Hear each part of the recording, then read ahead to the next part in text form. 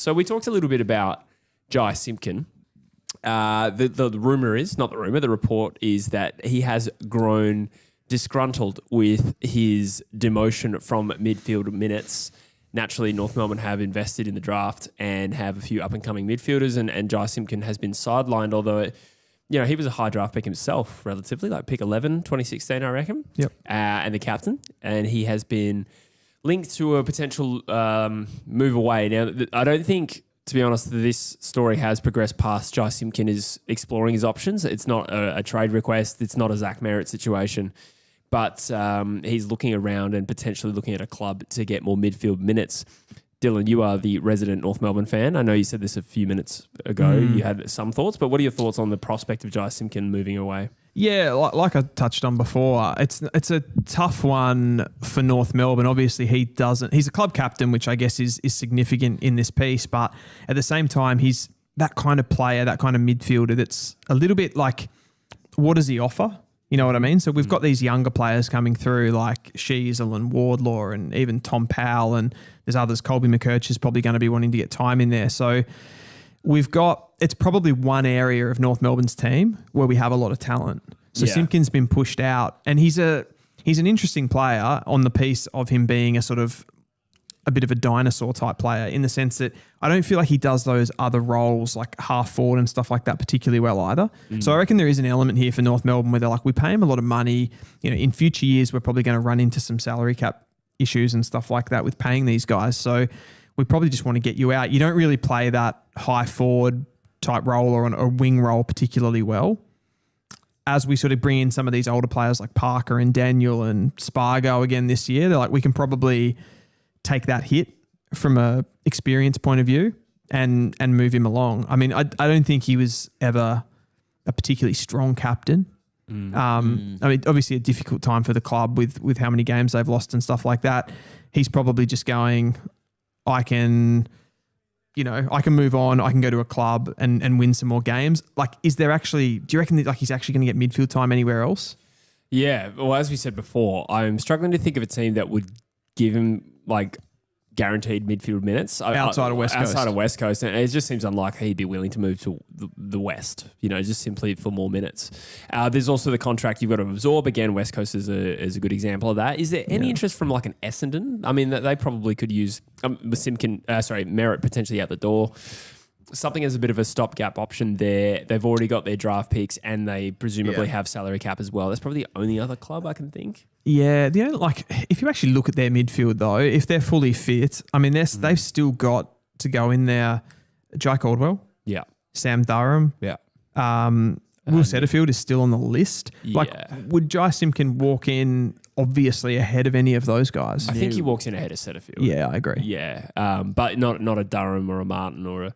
Yeah. So were they strong enough in that particular part of the ground to not really need another one of those is probably what I'm asking. Yeah. And I suppose for a club like Essendon, and this is even true of West Coast, but like you got to consider cost. So what is Jye Simpkin worth? I don't know. Like if I was a rival club, like I wouldn't want to pay much for him. No. He's I think a late first rounder though. You think that for high? A contracted captain, yeah, I do. I think 27? Pick 18. I think that's probably about right. I wouldn't pay that if I was a rival club. No, I'm not saying I would necessarily pay it, but I think that is fair market value. Yeah, okay. Yeah. I think for a decent caliber player who... And we're paying some of the salary in that too, I assume. Yeah. Yeah, I mean, if you're in a position to and it gets you a better trade outcome, you probably would do it. That would be the sensible option, I would have thought, depending on who he goes to. Yeah. The only other, like when you just look at some of the players that they've gone for in this trade period, like someone like a Port Adelaide seem to be looking for those like experienced types to bring in. But they've just committed to Will Brodie. Or not, they haven't really committed to him, but I mean, when you get a trade request to a specific club, it implies that there's been some sort of communication there between the two parties. So, yeah, I mean... Jye Simpkin, this might sound a little bit harsh, but I think he's like a similar level player to like a Will Brodie. Really? Yeah. Okay. I don't think he's worth a first round pick. No way. No, I don't either. I disagree. I think that is what it should cost. If Bailey Smith goes for pick 18 to Geelong or whatever. Yeah, but I think everyone. Yeah, that was unders. That was ACL uncontracted. Yeah.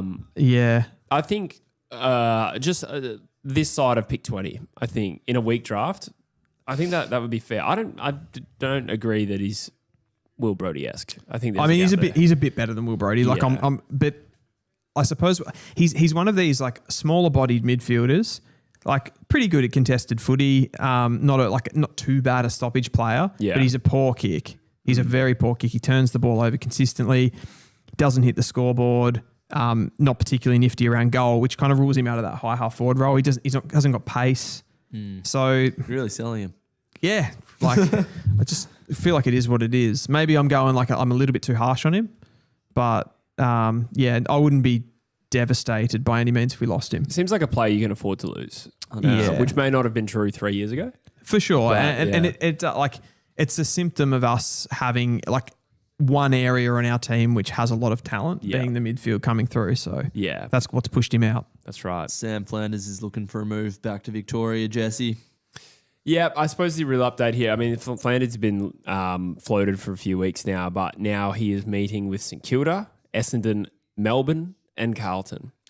Real giants of Melbourne there. Any of those stand out as being the right club for Sam Flanders for his point of his career, playing probably sidelined a little bit to like mid-forward and mid-back in previous years, and the former first-round draft pick, and in the prime of his career in theory.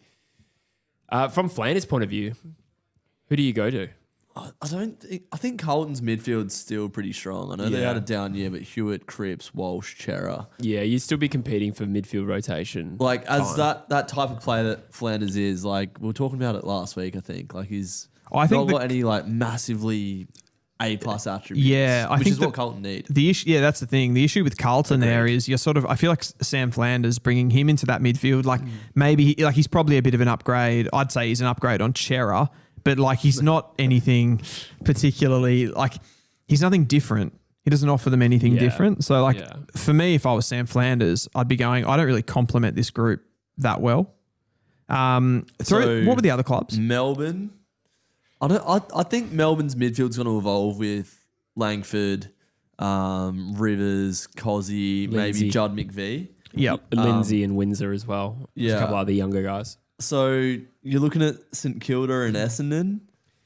Yeah, well, look, Melbourne, though, are likely, well, not necessarily likely, but there's a bit of a Petracca rumour at the moment. Like if he goes, there's some need there for a ready-made player in his prime. Have Melbourne not? They've actually got on the front foot a little bit with Petracca this trade period, haven't they? And actually said like we're open to a trade potentially, which does get you thinking, and then you start going like, what could potentially happen with Clayton Oliver? I do agree with you, Druzy, that they've got plenty of midfielders coming through, but maybe like this would be a bit of a recycle, a refresh, where you're like, okay, we'll move those guys on that are already in there. You know, Viney's probably got another year on the contract to be there as a bit of a development player. You bring Flanders in, you've still got Langford and Rivers and these young guys, and even McVie, if he stays, looks like he's going to go too, doesn't it? But someone that can Windsor, still roll. Yeah, kind of like, and they're a little bit older, like not a lot of experience, but a bit. They lack players in that middle age bracket, which is what Flanders is, particularly in the midfield. Like you highlighted Petracca, you got Oliver there, he's probably over the peak of his career. Yes. I think it would be overexposing guys like Lindsay, Langford, Windsor, and whoever we just said, I forget. But you're starting to get to like West Coast levels of exposure if those guys are playing serious minutes. So Flanders to replace Petracca in that position, I can see the logic for that at least. Totally. And I think that Melbourne actually have a lot of, in that young group, they have a lot of star factor. And I think Sam Flanders in that sense is a nice piece to go. Like he's bankable. He's accumulator. He's an accumulator. Accumulator, and he's in, as you said, he's in that right age bracket. So it kind of it could gel. Yeah. So I think I agree that Melbourne would be a suitable landing spot. Essendon, we said, we could probably use some. They're a similar position to exactly what we just described about Melbourne, with Merrett potentially out. In fact, that looks likely at this point. There's some degree of need there, and St Kilda are the club that have been linked to like chasing Flanders a lot, and we know that they need midfielders. In general, I think they'd be a little bit in the same boat too, wouldn't they? The Saints, where still leaving, potentially. Yeah. So like a bit. They've kind of got like the McRae and Steele age players, the younger, mega younger guys, and then there probably is that 24, 25 age group missing as well. Yeah, so exactly. I think he definitely works for them. I mean, if they were able to land someone like a Sam Flanders with the recruits that they've held on to, the other ones that have come in like TDK, have they officially signed Aaliyah? No. Well, no, that's a trade. It's got to be a trade. It's going to be a Have to trade. wait to trade. But same thing with Liam Ryan. Of course, yeah. So TDK's, it's even that's not official. Like once the season ends, Yeah. the free agency period opens. they've both nominated though, right? Yeah, we can bank on that one. Yeah. I think Leek, Aaliyah, and Liam Ryan have requested trades, I think. Or at least are expected to. Yeah, I think they have. Yeah. Just on the Melbourne topic, Simon Goodwin has joined Sydney as the director of coaching. Was talking about Petracca before. Apparently he was trying to sort of go under the radar with Hawthorn, be a bit more classy about it than Merrett has gone about it, with like the blowing up of the club. But the Crows are also interested in Christian Petracca, so a bit of a watch there. We'll say that, but 12 months ago he kicked up a big stink, or at least that was the reporting. Yeah. That was a very dramatic situation. I feel like he fronted up to the media though, and he was like, I love the club, I wanted to voice my concerns, whereas Merrett hasn't really fronted up. Yeah. he's also the captain, Merrett. Yeah. Where he like had a life-threatening thing happen to him in the season. It was like a big part of that. Yeah, that they talked about the trauma of that, to use their words, being a factor in his mindset at the time. So I wasn't actually having a dig. No, I didn't think you were. I was just I just think it's a bit of a different one to Fair. to Merrett. Should we we'll talk about, keep on the Melbourne thing, because Melbourne have told Stephen May to find a new club for 2026. Get out, Stephen May. There's a new Stephen in town. His name's Stephen King, and he's not taking any shit about their culture. It's the only thing for Melbourne that's disappointing, and I'm not going to hold this against them, but I feel like what they're doing now, they should have done 12 months ago. Yeah. That's the only criticism. The writing was on the wall 12 months ago. Yeah. And they've waited an extra year, but Clayton Oliver was also probably more valuable last year. I remember seeing reports that he has zero value or zero interest from other clubs at the moment. Yeah. So That's crazy. It felt pretty obvious. Fall from grace, yeah. But anyway, they were hell bent on sticking to, at the time, wasn't it? It was like Brad Green, who was at least the acting president at the time. Stephen May, this one's interesting because he's such a good player. Yeah. Right? I think culturally it's the right move. Like he's a weird guy, isn't he, Stephen May? Like he just seems like he just sort of like sticks to things in like a negative way. Like he seems to be bringing a bit of a bad vibe. I don't think he's a good player anymore. I think he's well over the hill. Okay. He's 33 years old. Like 33. Same situation as Petracca and Clary. It's like that window of Melbourne has gone. Like Petracca and Oliver aren't as effective as they once were. Yeah. Lever and May aren't the two key defenders that when you come up against the D's, you're scared to play against. Like their defensive profile during those premiership years was incredible. Do you think though you could... Not anymore. I do agree with everything that you've said there. Do you think you could like re-profile May a little bit from a perspective of he's kind of always played as like a higher intercepting type? Could he like reprogram as a little bit of a deeper lying defender where he doesn't have to run? Because I feel like that's when he gets exposed. Yeah, I don't think he can go to a club and be the guy like he has been at Melbourne. No.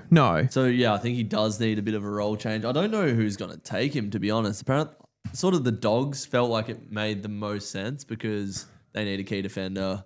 He's an upgrade on anything that they have. Apparently they don't want him though. Yeah, so two clubs in particular that I would have thought might make a move for an aging tall, particularly a defender. The Bulldogs, Collingwood, those two have both ruled out a move for Stephen May, as have Carlton. So That's crazy to me. To me, if that's happened, like... Yeah, it's got some stink on it, doesn't it? It's got some we know what this guy's like and we don't want to bring him into our club. And remember Stephen May famously made those comments at the Best and Fairest about them being Collingwood, being better than Collingwood, which I don't think actually is a big deal. Like it's Best and Fairest. Things not on its own, but when you know the whole Stephen May story. Yeah, but I just mean that might be a reason why Collingwood's like, screw you. Yep. And they don't Port mind their Adelaide? aging players. They need a key defender. Yeah. Poor You have to fans question probably hate though, that. when you're like 33 years old and we're talking about 2026, maybe a second year into 2027, would you move to Adelaide? Prolong Maybe your if career. you really wanted to. He's got a contract though with Melbourne. So he's got his money. He won't. They will actively pursue a trade for Stephen May. But he has to consent to it, right? So like if it's a choice between him and Adelaide for a year, Sorry, He can just sit staying on the Melbourne. books. He can sit on the books. Worst case, he gets delisted and he gets his money. Yeah. Which Yeah, well, case it's he probably might. He different. might just choose to do that, but Yeah. he does. I mean, as much as he's like doesn't necessarily have the best character potentially to bring into a new club, like he strikes me as a pretty competitive guy who wouldn't necessarily want to down tools. I think he'd want to play, and I think he's got the confidence that he'd want to play. It's just I still think that he could offer something, but I do agree that it would be difficult for a club to say like we're going to bring him in. You'd have to have. I think you'd have to have a really strong culture, which starts to rule out a lot of the clubs that would need him. So like I think he would be great for North Melbourne, but I don't think.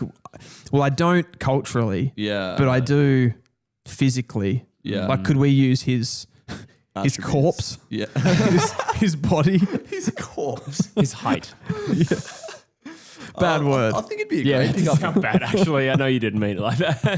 I think it'd be a great pickup at Collingwood, to be honest. Like him and Maynard in that back. It would make sense from a lot of POVs, but I think that as you said, I think it sort of implies that there's some knowledge from the cultural element of this. Yes. Yeah. I think that's probably where that one ends.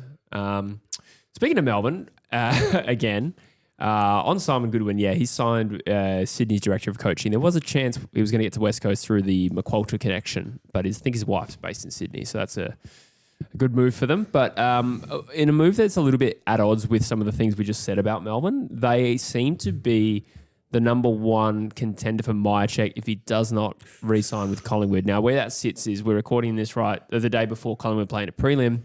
We're not going to get an answer until Collingwood's season is over, whether that's in 24 hours or a week in 24 hours. But Mihocek has a 2-year deal, I think. Is it 2 years? Yeah. Yeah, okay. 2-year deal with Collingwood on the table. I think it's most likely he re-signs, but it's interesting that Melbourne's also targeting a Mihocek when they're moving on the older guys. I suppose it comes back to that cultural element as well. They've always needed that key target. It's He's not even that really. Not a is he? key, but just someone. Well, He kicks goals. Yeah. This actually draws me back into the Stephen. Obviously, Stephen King came out. He's a new coach. Like he's not going to say, "Oh, we're going to be shit next year." But they did. I think he and the president both came out and said, "We're going to be looking to play finals at the minimum next season." Yeah. So is that and then the Mihocek? If you throw the Mihocek thing in, are they actually all in on a sort of rebuild? I know they'll probably say that they're trying to get a bit of a reset going. Yeah. The problem with Mihocek for me, for them specifically, is just that he's only going to be a stopgap at best, isn't he? Those are important at times, though, I feel. But it's not like Melbourne are like, say, for example, a North Melbourne where they haven't really built that successful culture. Whereas Melbourne do still have those like Max Gawn types and Jack Viney types. And Would bringing in Mihocek halt the development of any of their young key forwards? So Van Rooyen's going to play. Yeah. Kalani Wyatt's going to come in. yeah, Not to play, you would have thought. But who else is there? I can't even think of any other. Jefferson. Fritsch, if you call him a key, sort of a medium. Jefferson's Jefferson. still kicking around. Yeah. But I don't know if there's much optimism about Jefferson's prospects. So Time is running out for Jefferson. He makes their best 22 instantly better for at least 2 seasons. Yeah, totally. No, I agree with that. I think he makes he'd walk into most teams. Mihocek, great player, but it's more the I guess the injury piece. Yeah. Yeah. I'm having a moment here. Lewis in the chat's just asked, Jesse, would you go Starcevich, McVie, and Young? Rank these defenders you want from most to least. Who's young? Who's Young? Is it Lewis Young? Richmond, Tyler Young. Tyler Young. Thank you. I knew I was almost certainly just having a moment. I only know that because he was linked to North. Yeah, of course. Yeah, no, Tyler Young. McVie number 1. Probably then Starcevich, then Young. Yeah, I'd agree. Starcevich has been keeping his lips locked on whether. Well, to be fair, their season's not done. Yeah, exactly. But yeah, we've sort of been going back and forth about this one recently, Jesse. Big contract coming up for him. Like he's gonna, Starcevich, he's gonna get bigger money from like an Essendon, a North, or a West Coast than he is at the Gabba. Teams should be looking to recruit these types of players when they're down the bottom of the ladder. I feel Yeah. like those sort of potentially being like players that are being played out of position that they can offer a lot more money to and poach them out of those successful teams. Like it makes sense. I think it makes sense for Starcevich. I mean, obviously he walks into a unsuccessful team at the moment, like West Coast, but he can kind of lead that team forward, right? Like he can be part of the solution. Yeah, absolutely. I think you're right. That's a sign of the mechanisms of the AFL working well, is when lower teams can do that. We actually don't see that successfully happen. We've seen free agency had the inverse effect where some of the strongest teams get stronger by poaching players from doing it teams. from a position of strength as opposed to like weaker teams being able to offer more. Which is a side note. The AFL is considering implementing a signing bonus for free agents that join bottom 4 to 6 clubs, essentially considered to be extra cap space. So if that doesn't make sense, say that West Coast going for Starcevich here, as it people aren't going to like the fact that it's West Coast as an example, but let's say North Melbourne was about to sign Starcevich and it was a choice between West Coast and North Melbourne. West Coast offered a little bit more money. Oh, that's a bad example. Essendon, they're a bottom 4 side too. Melbourne, bottom 5. Let's say that Sydney? Hawthorn was going for Starcevich. Okay, just keep it real clean. Hawthorn going for Starcevich, North Melbourne competing for him, and he's in a final side. The idea would be that the AFL would allow North Melbourne to spend however many hundreds of thousands of dollars or a percentage perhaps more on Starcevich that would be paid outside the salary cap, whereby Starcevich is then motivated to sign with North Melbourne over Hawthorn because there is a signing bonus that will be attached to it. What do you think of this? So I like it in theory. How does that work though with like... That's obviously going to benefit massively like a West Coast down the bottom of the ladder more so than it is a North Melbourne or a St Kilda. Why would it revenue? You make a lot more money. Yeah, but so if it's outside the cap, you're kind of like opening up opportunities for more financial clubs. Only if it's like held within reason. So we're just talking a couple of $100,000. Oh, right? Okay. Hypothetical. I presume so. It's not like West Coast can just tack on an extra mil. You know what I mean? Like there would have to be mechanisms in place. Yeah. And it would assume that North Melbourne can afford to pay outside the salary cap by 200. Low enough so that it's competitive between clubs, but high enough to incentivize to the player. Yeah, absolutely. Yeah. Absolutely. So I actually like this idea. I think I can't really think of too many downsides. There's not enough, like season to season, I don't think there's enough mechanisms for teams that aren't doing well to at least have a crack at trying to rise. Yeah. There's just not a lot of levers. Like you can go to the draft, you can get into these rebuilds, but it hasn't been like compellingly successful for teams that are really bad, like in West Coast and North Melbourne situations, to rise quickly. Yeah, exactly. Yeah. So, I mean, I think it makes sense regardless of the fact we're talking about West Coast right now. But there's been conflicting rumours about West Coast and Starcevich. I read that they offered him $900K at 4 years, which is enormous, or 6 years from Ryan Daniels, and the money wasn't stated. So we'll see on that. It's going to be very lucrative for him, presumably, if he joins West Coast. It's kind of there's not really a lose situation there for West Coast though. Like if he does a 4 year deal at 900, like by the time you're needing to pay the better players that are developing that big money, he's going to be off that contract anyway. You can front end it as well. Even if it's 6 and you smooth it out, you can front end it. I don't think there's too much. I'm not too worried about the contract element. It's a no-brainer, yeah. It's more about the draft piece and how we can trade for it that I'm concerned about. Yep. Deven Robertson is also a decent chance to land at West Coast 2 years after he decided to stay loyal to the Brisbane Lions, which didn't pay off because he didn't play in a premiership. That must excite you, Jesse. Dev Rob to West Coast, just what you need. I think he'll make the waffle team stronger. Which, to be honest, we do need. That sort of player is like the exact player that, like, why would you not leave Brisbane? Yeah, as into just in general. I mean, it's disappointing that a team like West Coast can't attract a player like that who's on the fringes of one team. I know he's obviously got the potential success dangled there. Did he play in the 23 grand final?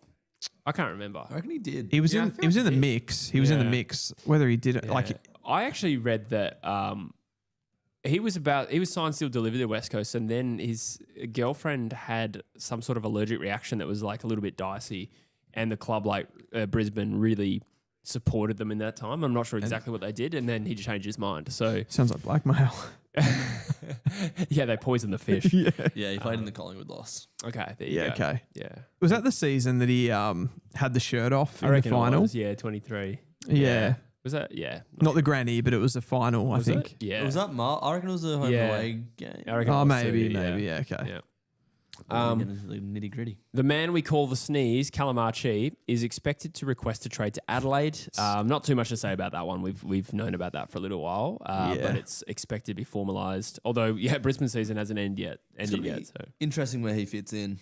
Keys, Neil Bullen, Rankin. Maybe Rankin pushes into the midfield more. They'll find a spot for him, but I mean, I feel like Rankin's already a pretty permanent midfielder. I reckon the one that could make way is like Adelaide would be hoping that Rochelle becomes that primary on-baller, which is probably there was a couple players in the final series that you're like, oh, the fuck is that guy in the forward pocket? So he'll probably slot in there. Fell apart a bit for the Crows, didn't it? It did. Curnow, you're an all-star. Nice. So we've just had a little bit of not much bubble away around Charlie Curnow, where the three clubs we know that are trying to get him, Sydney, the Gold Coast Suns, and Geelong. I read recently that his preference was Geelong, which is interesting. He hasn't requested a trade to them, but Can I cut in here? He did one of the journalists did like a 1, 2, 3. It was like the Gareth Bale golf Wales Madrid thing. Yeah, right. It was like number 1 Geelong, number 2 Sydney, number 3 Gold Coast. Okay. Or it might have been Gold Coast second actually. Yeah, okay. Golf at 2.5. What? You'd think that if you wanted to get out of the club, which I'm not saying he does, but like hypothetically, if Curnow does want to leave Carlton, you wouldn't push too hard on Geelong because they cannot get this deal done. There's absolutely no way Geelong can satisfy Carlton in a trade because it's not like the Bailey Smith situation. He's heavily contracted. Surely that one's please let me do this. But he knows that the Gold Coast or the Swans are more equipped to be able to do it. Yeah, Geelong are not going to give up any players of any degree of quality. I think the main interest around this trade is because I think both equally Gold Coast and Sydney, there's absolutely a role there. He makes the team better. They're both clubs potentially on the up, maybe Gold Coast a little bit more so than Sydney. What's the value though? What would Carlton accept for this trade? Well, they want high caliber players. That's their stance, which implies that they still feel like they're in the competitive window. There hasn't been too much suggestion that they're into draft picks. As I've said, one way they could get involved is if West Coast have pick 2 and there's an aggressive trade involving a few clubs. I can totally see how pick 2 gets to Carlton for Curnow, maybe even with some more. But what they're saying is that they are after established players, even young ones. But we've heard, the 4 at Sydney that they've asked for. There's also been some suggestion that they were after Jed Walter / Ethan Reid from the Gold Coast Suns. The Suns have said they are not up for trade. Yeah. So you'd never just trade like a good professional out of your club, like a Walter Reid if you're Sydney, like one of those midfield stars. I love Carlton fans are pushing it's got to be Goulden. Yeah, so as if they're giving you Goulden. Yeah. Just no chance. That would be a loss for them. And from what that's true. We're sort of hearing out of Carlton, it's like he's just not really that committed to the cause of digging deep and being a important player to drive the club forward. So who's going to trade for that attitude? Yeah, Fix it up, Uncle. Geelong could probably get some. Geelong, Geelong will probably get him for pick 25. Yeah. I feel like the best home, if you're Curnow, and the club who already has that established culture, Sydney makes the most sense because they've got a track record of getting these players and making them even better. I think he could play his best football there, and given where their team is at with the midfield quality that they have, they could bounce back next year. Bring in a Curnow, they're serious again, I reckon, the Swans. Yeah. And he could be a part of that. So I think that would be the one. I don't think, on that, what you said, Jesse, about where the Blues are at, I think it's a bit wild that they're thinking that they're still in the window. Yeah. After the year that they've just had. Yeah. It's a bit Melbourne 2.0. Did you not just see that story unfold? Yeah. I know. I do agree. You do wonder how much of this is posturing. Yeah. To set really high expectations about what a trade would cost, rather, and it could end up being pick 2 or whatever. But we'll see. Plenty to play out. We're not really too much closer to finding out. It may well be the case that Curnow stays.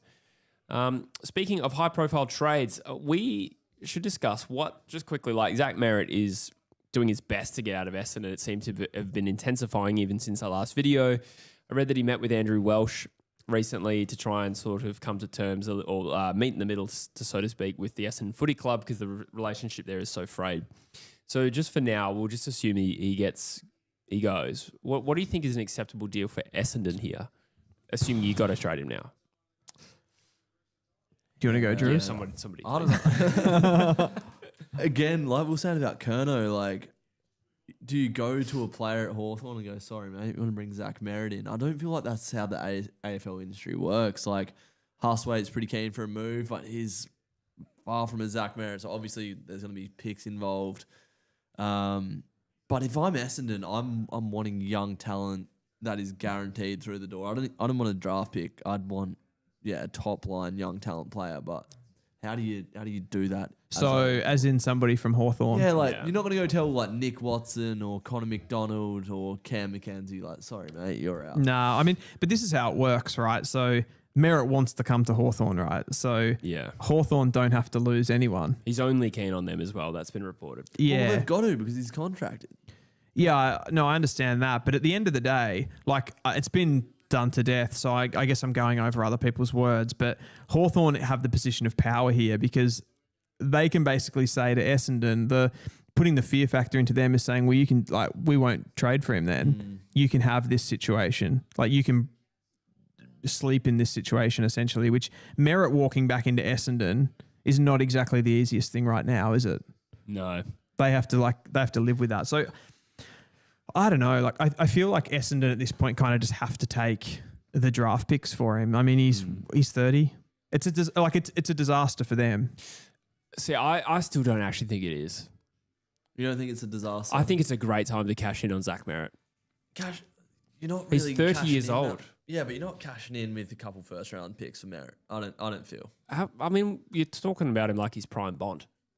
He's one of the. I reckon pick 8 and a future first, and roll the dice on Henry Hustwaite with the position that Essendon's in right now. They're not as exposed from a list point of view, from an experience point of view, as like the worst example, West Coast, right? I think there's enough there that I actually don't think this is a disastrous situation for them. I think it's a PR and cultural disaster a little bit because what it implies is a lack of culture. But I mean, if Zach Merrett is the one we're criticising here for being a big part of that, then he's the sort of guy you don't want at the club anyway. I agree with that. So... But what's a 6-time BNF and a captain of your club worth? If we're talking about Jye Simpkin as like a first round pick, there's levels between Jye Simpkin and Zach Merrett. Yep.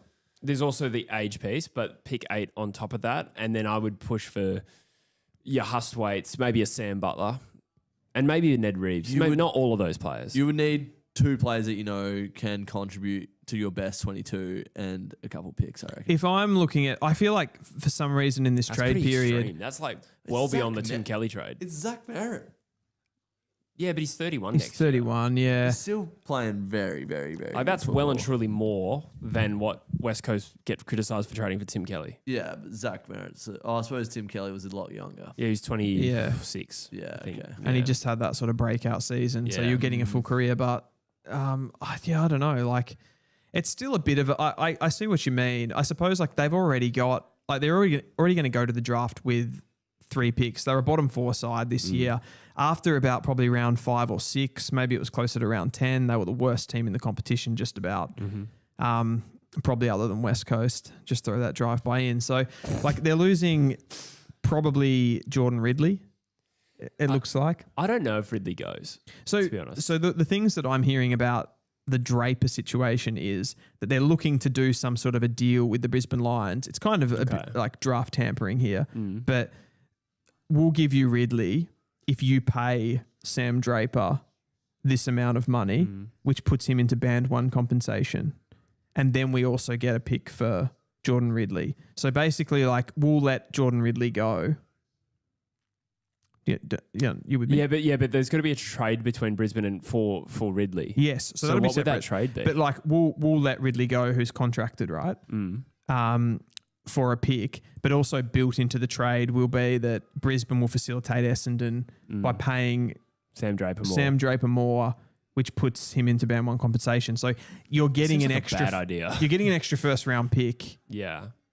And Brisbane are paying less. They're just paying cash to Draper. Like what that does to their salary cap's obviously an issue with the amount of talent they've got. Well, but it makes it harder to keep Stars. Well, Starcevich and Ah Chee will go. They'll go. Well, actually, just to put that clearly, Starcevich is probably 50-50. But Yeah. you think if they get Ridley as well. And in that Brisbane's changes it. mind, they'll bring in players that are more necessary to what they need in Draper in the ruck and Oscar Allen and Ridley as a key position player where they've like had issues covering with injuries and stuff this season. Yeah. Well, I mean, that's different. I was sort of been working under the assumption Ridley's going to stay. It's just an interest. I guess it's the fact that they're already doing that trade with Draper just brings another element to it. Yeah. On the plus side, though, what it could give Essendon is collateral to then go for Flanders and get it successfully and still keep 3 draft picks in the top 10. Yeah. So like it just gives them flexibility if they do the deal for Merrett is all I'm saying. I guess like what you'd want to avoid if you're Essendon is losing Merrett for these picks that are sort of valuable to you as far as like you're losing the quality of Merrett, trading for like a Sam Flanders or even on another level down like a Huswaite, and you end up with these guys that aren't that good anyway. And then sort of like you're diluting your picks. You're not getting as many picks in the door. You're losing the top end quality and then not getting anything back. Yeah, they need to back themselves into draft well. At the end of the day, you cannot make it in this competition if you don't draft well. 100%. So that's on them. That's true. A couple final pieces just on the Bulldogs. So it seems more likely than not Cal Wilkie will stay at St Kilda despite getting $4 million over 4 years offered to him by the Western Bulldogs. The Bulldogs have also turned their attention to Jordan Butts, and boy, does he. Crows want, it doesn't make sense. The Crows will want to hold him to his contract, and as I said before, the Bulldogs have ruled out a move for May. So they're moving down the list of available key position defenders. Jordan Butts has some value. What do you think of the man they call Cheeks? There's not a lot of key defenders on the market with like Lee Clear electing St Kilda. Jordan Butts will obviously explore his options. Tyler Young is another player that's the Dogs have been linked to. Yeah, but like it sort of baffles me that they've just said no to May. Maybe it's that culture piece and having Rory Lobb and Stephen May in the same backline could be somewhat problematic, but That'd be a disaster, wouldn't beggars it? can't be choosers, Bulldogs, and I feel like they're in a window. They're a key back away. So, what was your question? Can I tap into that May Lob piece? Yeah. I know like that was said as a joke. I was watching like the Richmond recruiter, like their head recruiter was doing like a podcast on their YouTube channel or whatever. And he actually like one of the things he talked about with the forwards that they drafted, I'm going off on a big tangent here, but he talked about Harry Armstrong and Thomas Sims when they like interviewed them and they were asking them questions about themselves and different players. They both said like when they were asked the question, who's the player that you like playing with the most? They both said each other Yeah, right. as key position forwards. And Richmond really liked that Yeah. as a thing. And it just made me think then when you said about Stephen May and Rory Lobb, I'm like, Western Bulldogs would be looking at that going, that's a fucking disaster. Yeah. Like, rule me out of this guy. It's like, if we get Stephen May, we're probably got to get rid of Rory Lobb. Yeah. But how do they strengthen their key back stocks? Obviously, Busling is still a young key defender. A pup. Yeah. Why do you reckon the Dogs wouldn't be in for like a Ridley? Or does Ridley actually want to get out of Victoria? I think, as far as I'm aware, he mentioned Brisbane in his exit interview, which is when he dropped the bombshell that he'd be open to a move. At least that's the way it was reported. Maybe Essendon actually mentioned Brisbane.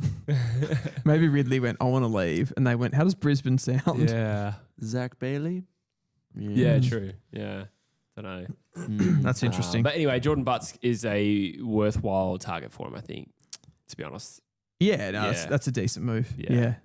Jaidyn Stephenson potentially did return to that the man AFL, go? Gross. coming back to replace Jye Simpkin as captain of North Melbourne, is the rumour I've heard.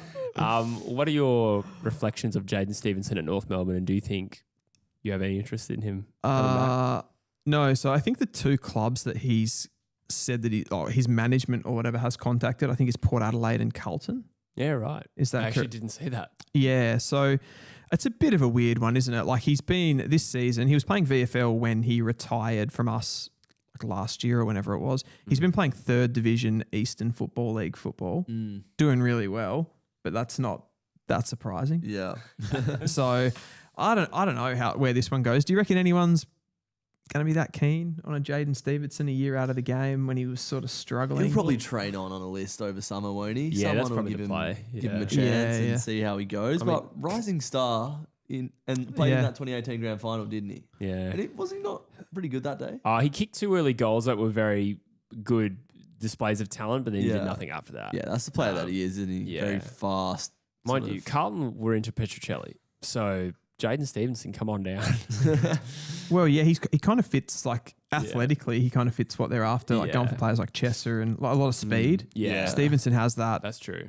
to him. I just think he's that like there's a mentality issue. Well, maybe Yeah. having a year out of the game's given him something. Like maybe he's found his love for the game again and he's been a Fridgie all this time and he's like, you know what? I'm just going to dedicate the time I spend to being a Fridgie to being a good athlete and working on my mindset. Maybe, I don't know. I don't want to put a line through the boy. I'm going to back him in. He'll be a premiership player at Geelong in 12 months. They all are. Did we talk about the Crows and Petracca in any depth? I don't No, know. not specifically. We So- talked about Petracca, but Yeah, so it came out again. Obviously, the Petracca to leave Melbourne story has bubbled away, particularly last year, and it's re-emerged in the last few days. But I think it was a suggestion that he wanted to go to a team in contention, and I think he listed both Adelaide teams. He said either Adelaide team or Sydney Swans were like the clubs that he mentioned there. But I think Adelaide is the most closely linked. They also had some interest in Oliver a couple of years back, which is an interesting move. What do we think about the prospect of Petracca playing at Adelaide in 2026? I think that's the club that suits him most. Yeah. I totally agree. Yeah. That Kind of makes it more powerful- awkward for Ah Chee, though. Like, you'd think it's one thing to bring in one half forward, but two. I think Petracca would play, if he went to Adelaide, he would play full-time midfield. Yeah, you'd have to, wouldn't you? Yeah. That's what they need. I guess body. Ah Chee has that flexibility of like back and forward That's a bit too. Yeah. But I think Adelaide they're going to be looking to like develop that midfield, but at the same time they want to compete, right? So Petracca just gives you something a little bit different, and then you can use him in the forward half of the ground as well. So The new start for Petracca is going to be great for him, I reckon. Like this year, he looked a bit, I don't know. Melbourne had a tough year as well. they felt toxic this year, Melbourne. Yeah. Yeah, it was a weird Gee, year. you've gone back and forth on them a lot. No, I don't know. I felt like the toxicness was more the year before. I felt like it was the Okay. downfall. I feel like this year was the culmination of all that. You know what I mean? I feel like this year they sort of Yeah, weirdly took a step forward whilst like getting rid of Goodwin. Like they sort of started to rejuvenate. yeah. Whereas last year it was like, oh, we're actually in the trenches. So yeah, no, it has undoubtedly been toxic, but I think like this year that there's been like signs for the future. Oh, Maybe yeah. that's without Petracca, Stephen May. No one wants Clayton Oliver, which is Well, I thought he was still being linked to Adelaide as well. he had a Not that I've shocking year. seen, but maybe. Yeah. Interesting. I haven't fact checked that at all. Yeah, fair enough. That makes sense. Well, actually, we have one more question. I'll just quickly answer it. It was from Brenton Sharp. Is there a cheap ruckman for West Coast? Is Soldo worth anything from Port? Played one game this season. I think Soldo would be a great pickup for West Coast from a ability point of view. Like, he's an upgrade on what West Coast have. Other than that, Easy. Heard, yes. I don't know Jeez. where I've heard through the grapevine, but I'm pretty sure he wants to move back to Melbourne. Yeah, I've heard that as well. Someone's got to get their fucking hands on Ned Moyle out of the Gold Coast. Yeah, Like, he's just- like, I'm good in the Gold Coast, man. Yeah, I like the beaches. yeah, that's Beaches in weird. Perth, bro. Yeah, just shut up. Ned. Like, you're not Shut getting a up. game, and like Witz is only 30, right? Like, he's not I think super he's a old. year older than me. He could be a year younger than me. And I'm 31, so maybe. Yeah, maybe he's just Yeah. been 30 for a long time in my head. But, Yeah. yeah, It's surprised me. Ned Reeves also wants to stay at Hawthorn with Lloyd Meek playing in the team. like just move, So, just play. Like It's confusing. you're not getting in. Laddams is one that like seems to be without a home maybe next year. Sorry, Woody's just said something really funny. Wooden spoon data here. Ridley supposedly like Brisbane for their medical facilities. What a like unbelievable reason to like a club. No, they're known for that though. Brisbane for being able to their injury management in general. That's not the first time I've heard that. It's just so like I get it. It's just so funny that like Ridley's so injury prone. Yeah. But that's the thing that stood out to yeah, him. true. Like I'm gonna love it in this rehab center. Yeah. Well, Look at these cushy couches. I feel like Jaeger also, when he went to Hawthorn, that was a reason for his decision making, plus the travel. Yeah, no, like totally fair enough, and particularly if you have body issues, it probably you'd probably trust that is going to get you right. It just sounds funny. Yeah. Like, yeah, the facilities look great. I'm going to be spending all my time on the couch over there on the massage tables. Yeah, that's true.